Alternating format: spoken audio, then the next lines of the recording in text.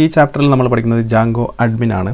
So നമ്മുടെ Jango project നമ്മൾ create ചെയ്തപ്പോൾ തന്നെ നമുക്കൊരു അഡ്മിൻ ഇൻ്റർഫേസ് നമുക്ക് ഓൾറെഡി ലഭിച്ചിരുന്നു. നമ്മുടെ വെബ്സൈറ്റ് മാനേജ് ചെയ്യുന്നതിനുള്ളതാണ് ഈ അഡ്മിൻ ഇൻ്റർഫേസ്. ഇത് വെച്ച് നമുക്ക് നമ്മുടെ ഡാറ്റാബേസിലെ ടേബിളിൽ ആക്സസ് ചെയ്യാൻ സാധിക്കും. അതിലെ ഡാറ്റ നമുക്ക് ഡിലീറ്റ് ചെയ്യാനും അപ്ഡേറ്റ് ചെയ്യാനും എല്ലാം സാധിക്കും. അതിനു മുമ്പായി നമുക്ക് എങ്ങനെ ഇത് ഉപയോഗിക്കാം, നമ്മുടെ അഡ്മിൻ ഇൻ്റർഫേസ് നമുക്ക് എങ്ങനെ ലോഗിൻ ചെയ്യാമെന്നാണ് നമ്മൾ പഠിക്കുന്നത്. നമുക്ക് ആദ്യമായി ഒരു സൂപ്പർ യൂസർ ക്രിയേറ്റ് ചെയ്യേണ്ടതുണ്ട്. എന്നാൽ മാത്രമേ നമുക്ക് ലോഗിൻ ചെയ്യാൻ സാധിക്കുകയുള്ളൂ. സോ അതിന് നമ്മൾ ചെയ്യേണ്ടത് python-manage.py create super user എന്ന് പറയുന്ന കമാൻഡ് റൺ ചെയ്യുകയാണ്. സോ നമ്മൾ ഉദാഹരണമായി നമ്മൾ നമ്മുടെ വെബ്സൈറ്റിൻ്റെ ഹോം പേജിൽ വന്നു കഴിഞ്ഞാൽ നമ്മൾ അഡ്രസ് ബാറിൽ /admin എന്ന് കൊടുത്തു കഴിഞ്ഞാൽ ഇതുപോലെയുള്ളൊരു ലോഗിൻ പേജ് നമുക്ക് ഓപ്പണായി വരും. സോ ഇവിടെയാണ് നമ്മൾ യൂസർ നെയിം പാസ്വേഡ് എൻ്റർ ചെയ്യുന്നത്. സോ അതിനുശേഷം നമുക്ക് അഡ്മിൻ ഇൻ്റർഫേസ് ലഭിക്കുന്നതായിരിക്കും. സോ ഈ ഒരു യൂസർ നെയിം പാസ്വേഡ് എങ്ങനെ ക്രിയേറ്റ് ചെയ്യാമെന്നാണ് നമ്മൾ പഠിക്കുന്നത്. സോ നമ്മൾ ആദ്യം ചെയ്യേണ്ടത്, നമ്മൾ ടെർമിനലിൽ വന്ന ശേഷം നമ്മുടെ സെർവർ തൽക്കാലം നമുക്ക് ക്ലോസ് ചെയ്യാം. Ctrl+C പ്രസ് ചെയ്ത് കഴിഞ്ഞാൽ നമ്മുടെ സെർവർ ക്വിറ്റ് ആവുന്നതായിരിക്കും. സോ അതിനുശേഷം നമ്മൾ ചെയ്യേണ്ടത് python-manage.py create super user enter ചെയ്യുക. എൻ്റർ ചെയ്ത് കഴിഞ്ഞാൽ നമുക്ക് ഇതുപോലെയുള്ളൊരു എററാണ് ലഭിക്കുന്നതെങ്കിൽ നമുക്കിവിടെ കാണാം you have 18 unapplied migrations. So നമുക്ക് ഒരു മൈഗ്രേറ്റ് എന്ന് പറയുന്ന ഒരു കമാൻഡ് റൺ ചെയ്യേണ്ടതുണ്ട്. സോ നമുക്ക് തൽക്കാലം ഇത് ക്ലിയർ ചെയ്യാം. സോ python-manage.py make migration എന്ന് ആദ്യം കൊടുക്കുക. make migrations എൻ്റർ ചെയ്യുക. സോ നോ ചേഞ്ചസ് ഡിറ്റക്റ്റഡ് എന്ന് കാണിക്കും. സോ ഇനി നമുക്ക് ചെയ്യേണ്ടത് python migrate എന്ന് കൊടുക്കുക. Okay, migrate.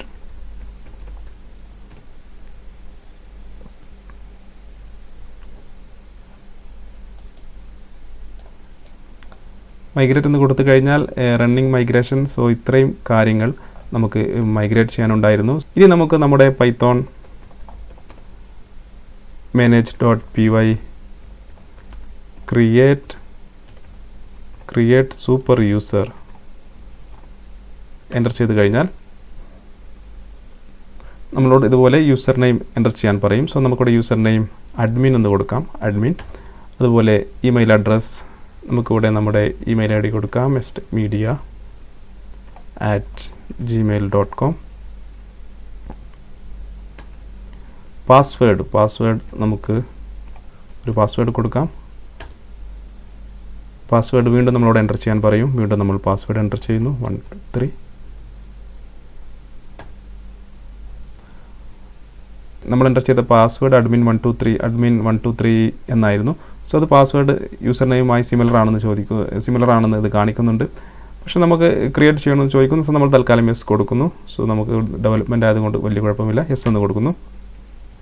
സോ ഇപ്പോൾ നമ്മുടെ സൂപ്പർ യൂസർ ക്രിയേറ്റഡ് ആയെന്ന് കാണിക്കുന്നു. സോ ഇനി നമുക്ക് നമ്മുടെ വെബ്സൈറ്റിൽ നമുക്ക് ആദ്യം നമ്മുടെ സെർവർ റൺ ചെയ്യാം.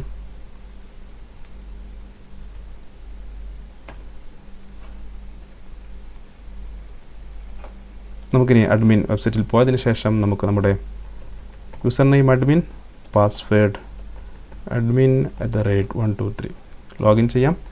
ലോഗിൻ ചെയ്ത് കഴിഞ്ഞാൽ നമുക്ക് ഇതുപോലെയുള്ളൊരു ജാങ്കോ അഡ്മിനിസ്ട്രേഷൻ എന്ന് പറയുന്ന ഒരു അഡ്മിൻ പാനൽ നമുക്ക് ലഭിക്കുന്നതായിരിക്കും. സോ ഇതിൽ നമുക്ക് ഗ്രൂപ്പ്സ് ഉണ്ടായിരിക്കും, അതുപോലെ യൂസേഴ്സ് ഉണ്ടായിരിക്കും. നമുക്ക് ഗ്രൂപ്പ്സ് ക്രിയേറ്റ് ചെയ്യണമെങ്കിൽ ചെയ്യാം. സോ അതുപോലെ നമുക്ക് യൂസേഴ്സിനെ ആഡ് ചെയ്യണമെങ്കിൽ ആഡ് ചെയ്യാം. ഞാനിവിടെ യൂസേഴ്സ് എന്നതിൽ ക്ലിക്ക് ചെയ്യുന്നു, ഒരു പുതിയ യൂസറിനെ ആഡ് ചെയ്യുന്നു. സോ യൂസർ നെയിം ഞാൻ തൽക്കാലം റിസപ്ഷൻ എന്ന് കൊടുക്കുന്നു.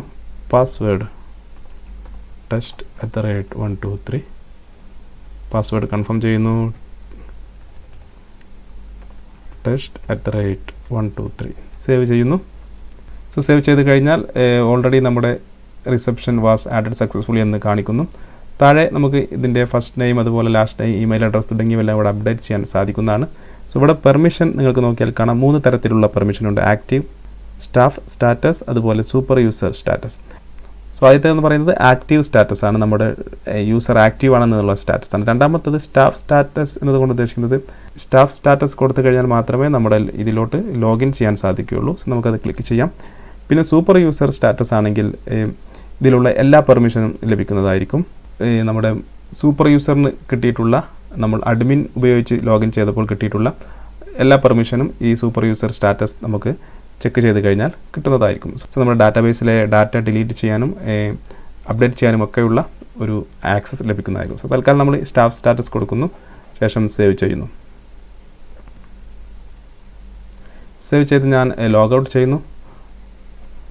ലോഗിൻ അഗൈൻ എന്നതിൽ ക്ലിക്ക് ചെയ്യുന്നു. ഞാൻ ഇപ്പോൾ ക്രിയേറ്റ് ചെയ്ത ആ റിസപ്ഷൻ എന്ന് പറയുന്ന ID ഉപയോഗിച്ച് ഞാൻ ലോഗിൻ ചെയ്യുന്നു. റിസപ്ഷൻ പാസ്വേഡ് test@123 എൻ്റർ ചെയ്യുന്നു. എൻ്റർ ചെയ്ത് കഴിഞ്ഞാൽ എനിക്കിപ്പോൾ ഇതിൽ ലോഗിൻ ചെയ്യാൻ സാധിക്കും. നമുക്കിവിടെ കാണാം you don't have permission to view or edit anything. ഇതുവരെ നമ്മൾ പെർമിഷൻ ഒന്നും കൊടുത്തിട്ടില്ല. സോ അതുകൊണ്ട് നമുക്കൊന്നും കാണാനും സാധിക്കുന്നില്ല. സോ നമ്മൾ ലോഗൗട്ട് ചെയ്യുന്നു. നമ്മൾ സൂപ്പർ യൂസറിൽ തന്നെ ലോഗിൻ ചെയ്യുന്നു. സൂപ്പർ യൂസർ നമ്മൾ അഡ്മിൻ, അതുപോലെ പാസ്വേഡ് admin@123. സോ അഡ്മിനിൽ നമ്മൾ ലോഗിൻ ചെയ്യുകയാണെങ്കിൽ നമുക്കിതുപോലെ അഡ്മിനിസ്ട്രേഷൻ പാനലെല്ലാം കാണാൻ സാധിക്കുന്നതായിരിക്കും. സോ നമ്മൾ റീസെൻ്റ് ആക്ഷൻ നമ്മളിപ്പോൾ ചെയ്ത കാര്യങ്ങളൊക്കെ ഇവിടെ കാണാൻ സാധിക്കുന്നതായിരിക്കും. സോ യൂസറിൽ ക്ലിക്ക് ചെയ്ത് കഴിഞ്ഞാൽ നമ്മൾ ക്രിയേറ്റ് ചെയ്തിട്ടുള്ള രണ്ട് യൂസറിനെയും ഇവിടെ കാണാൻ സാധിക്കും. ഒന്ന് അഡ്മിൻ, രണ്ടാമത് റിസപ്ഷൻ. സോ ഇത്തരത്തിൽ നമുക്കൊരു അഡ്മിൻ യൂസർ ക്രിയേറ്റ് ചെയ്ത് നമ്മുടെ അഡ്മിൻ പാനലിൽ നമുക്ക് ലോഗിൻ ചെയ്യാൻ സാധിക്കുന്നതാണ്. സോ ഇനി നമ്മൾ ഡാറ്റാബേസിൽ ടാബിളും മറ്റുമെല്ലാം ക്രിയേറ്റ് ചെയ്യുമ്പോൾ നമുക്കതിൻ്റെ ഡീറ്റെയിൽസ് എല്ലാം ഇവിടെ കാണാൻ സാധിക്കുന്നതാണ്. സോ ഉദാഹരണമായി എനിക്ക് ഈ ഒരു റിസപ്ഷൻ ഡിലീറ്റ് ചെയ്യണമെങ്കിൽ സെലക്ട് ചെയ്യുക. താഴെ വന്നതിന് ശേഷം ഡിലീറ്റ് എന്നതിൽ ക്ലിക്ക് ചെയ്ത് കഴിഞ്ഞാൽ യെസ് ഐ ആം ഷുവർ ആ ഒരു യൂസർ ഡിലീറ്റ് ആവുന്നതാണ്. ഇപ്പോൾ നമുക്ക് വെറും അഡ്മിൻ മാത്രമേ ഉള്ളൂ. സോ നമ്മൾ തൽക്കാലം ലോഗൗട്ട് ചെയ്യുന്നു. സോ ഇത്തരത്തിൽ നമുക്ക് നമ്മുടെ വെബ്സൈറ്റ് മാനേജ് ചെയ്യുന്നതിന് ഒരു സൂപ്പർ യൂസർ ക്രിയേറ്റ് ചെയ്യാൻ സാധിക്കുന്നതാണ്.